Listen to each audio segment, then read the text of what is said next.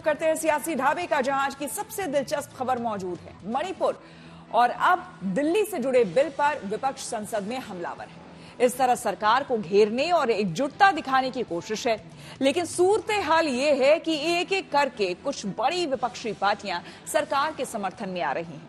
लगता नहीं कि विपक्ष राज्यसभा में दिल्ली सर्विस बिल रोक पाएगा।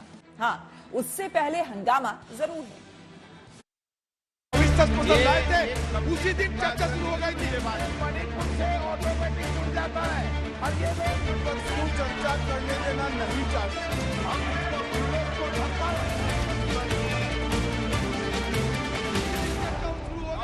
होते होते हालात ये हो गए कि स्पीकर ने लोकसभा में ही आने का फैसला कर लिया। ये सूरत है संसद की, जहां मॉनसून सत्र में हंगामा रुकने का नाम ही नहीं ले रहा। गंभीर मुद्दों पर चर्चा नहीं करना चाहते। सदन की कार्रवाई आज 2 बजे तक के लिए स्थगित की जाती है। मंगलवार के हंगामे से नाराज होकर स्पीकर ओम बिरला ने बयान जारी किया कि जब तक सभी दल के सांसद सदन को सुचारू रूप से नहीं चलाने देंगे, वो सदन में नहीं जाएंगे। लेकिन हालात देखकर लगता नहीं कि संसद सुचारू रूप से चलने वाली है। मणिपुर के मुद्दे पर घमासान पहले से है। इसके बाद दिल्ली में पोस्टिंग और ट्रांसफर वाले बिल को लेकर भी टकराव है। विपक्ष का सवाल है कि अविश्वास मत से पहले किसी दूसरे बिल पर बहस और मतदान क्यों? बिल है, सब्सटेंटिव पॉलिसी नहीं है। और ये जो कॉल एंड सगदर का जो लिखा है कि when a leave of house to the moving of a motion has been granted, no substantive motion on policy matter is to be brought before the house by the government till the motion of no confidence has been disposed of. Okay. Motion of disconfidence has not been disposed of. This is a substantive policy. It is illegal. Parliament is fully competent to pass this bill. If they want to talk on the merit, let them discuss when there is a consideration and passing, sir.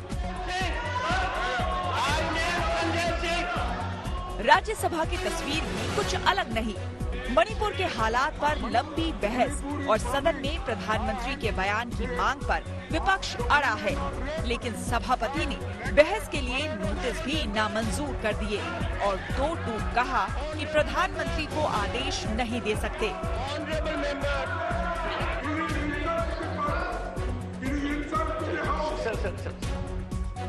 विपक्ष का विरोध संसद तक ही नहीं रहा। Walkout करते हुए India के सांसद राष्ट्रपति से मिलने जा पहुंचे। राष्ट्रपति का ध्यान खींचने के लिए हम सभी मिले। उन्होंने कहा, ये जो आपका मेमोरेंडम है, मैं इसके बारे में सोचूंगी, ऐसा उन्होंने आश्वासन दिया है। संसद में विपक्ष की मोर्चाबंदी भले ही मजबूत दिखती हो, लेकिन हकीकत ये है कि सरकार के सामने उसकी चुनौती कमजोर है। नवीन पटनायक और जगन मोहन की पार्टी ने पहले ही सरकार को समर्थन देने का ऐलान कर दिया है। अब केसीआर ने भी विपक्ष की मोर्चाबंदी यानी इंडिया पर हमला बोल दिया। पवार जी हमारे बार बार नाम ले रहे थे, अब हमको बी टीम कह रहे थे बीजेपी के, वो तो सीधा घुस गए बीजेपी में। अब क्या मानना है, क्या कहना है? हम किसी के तरफ नहीं है, किसी की तरफ रहना भी नहीं चाहते। ये इंडिया और ये एनडीए सब देख चुके हैं ना, कौन सा नया इंडिया है? ये तो 50 साल राज किया हुआ है। कुछ तो मजबूरियां रही होंगी, यूं ही कोई बेवफा नहीं होता। जी करता है कि बहुत सच कहूं, क्या करें हौसला नहीं होता। जरूर उनकी कोई मजबूरियां रही होंगी जिसके चलते उन लोगों ने ये फैसला लिया। संकेत साफ है कि सरकार को केसीआर का ही समर्थन है, इसलिए दिल्ली सर्विस बिल को पास कराने में उसे मुश्किल नहीं आने वाली। असल में सोचना विपक्ष को है। मसला सिर्फ ये नहीं कि कई विपक्षी पार्टियां बीजेपी के साथ खड़ी है, मसला ये भी है कि जो साथ है वो कब पाला बदल जाए कहा नहीं जा सकता। सूत्रों के मुताबिक मना करने के बावजूद पवार ने प्रधानमंत्री मोदी के साथ मंच साझा किया और अब अजीत पवार कह रहे हैं कि चाचा के साथ कोई मनमुटाव नहीं है।